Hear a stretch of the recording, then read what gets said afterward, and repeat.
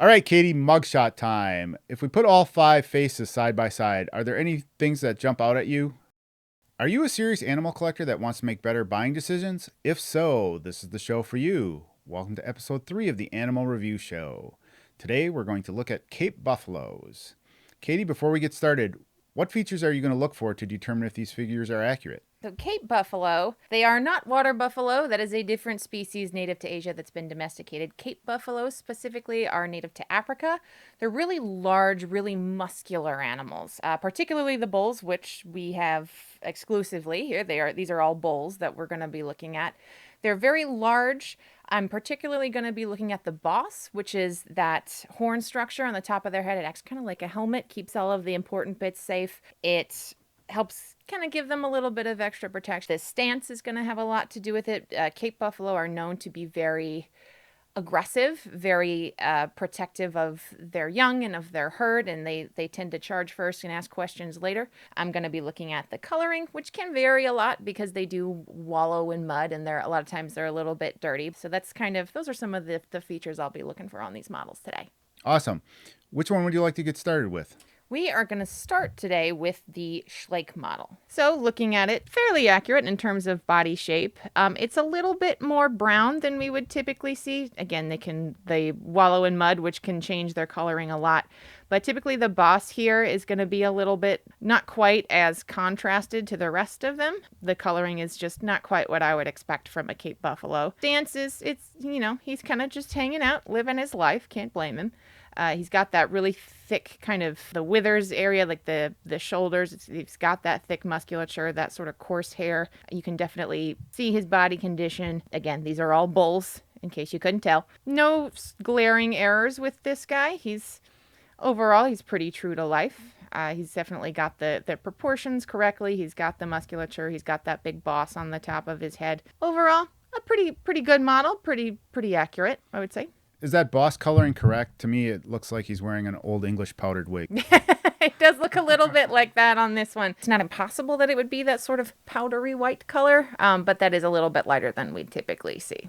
All right, let's move on to the next figure. The next figure up here is the CollectA model.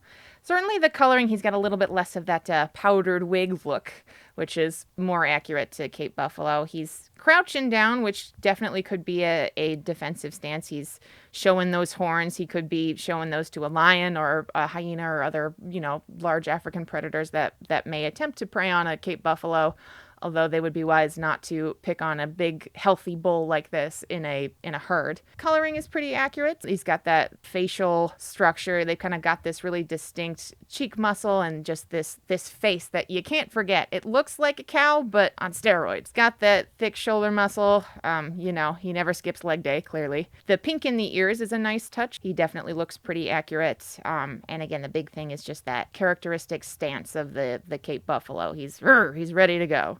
Okay, Katie, let's move on to Safari Ltd. So this is that Safari Ltd model. He's kind of gray all over, but sort of the thing that stands out here, of course, is that he's got a piece of grass in his mouth. And that's certainly very accurate. They are grazers, much like other bovine species. They're going to be munching on a lot of grass, a lot of plant matter out in the African savanna. Coloring looks like maybe he may have been wallowing in some mud. He's certainly got that sort of dried on dirt look to him, which is very much how they would be. Got that characteristic hump on the withers here.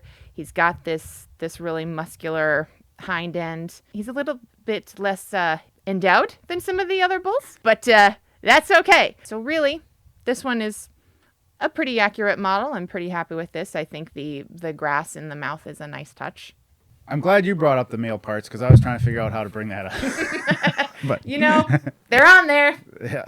This is science. It is science. Can't argue with science. That's right. All right, Katie, which one should we look at next? Next, we will do the Mojo model. And once again, he's kind of got this crouched stance, this defensive stance. Cape buffalo, again, they do live in herds. They will oftentimes circle around the young and the calves of the year, and they'll protect them from any of the predators. Again, with this formidable boss structure here. And he does have this musculature, this strong shoulder. His hips protrude a little bit more than the others. Maybe it's the dry season's been a little rough for this guy. We've all been there, am I right? But certainly still a pretty good model. There's a little bit less detail in the coloring than some of the other models, like not quite the powdered wig that we saw earlier, but he's still got that characteristic look of a Cape buffalo. And overall, he's ready to go. He means business. Not too bad overall, I would say.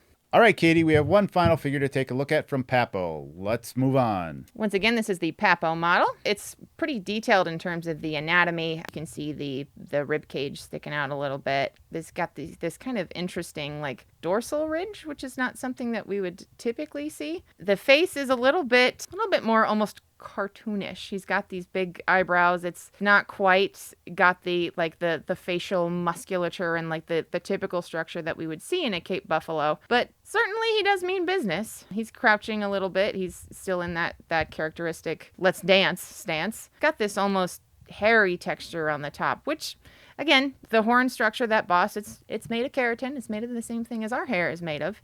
It's just not typically quite this bulbous. He's still got all of the same bits that make him a Cape buffalo, and it's certainly not wildly inaccurate. It's just doesn't quite have that same feel that we get from Cape buffalo and from some of the other figures we've seen today. All right, Katie, mugshot time. If we put all 5 faces side by side, are there any things that jump out at you?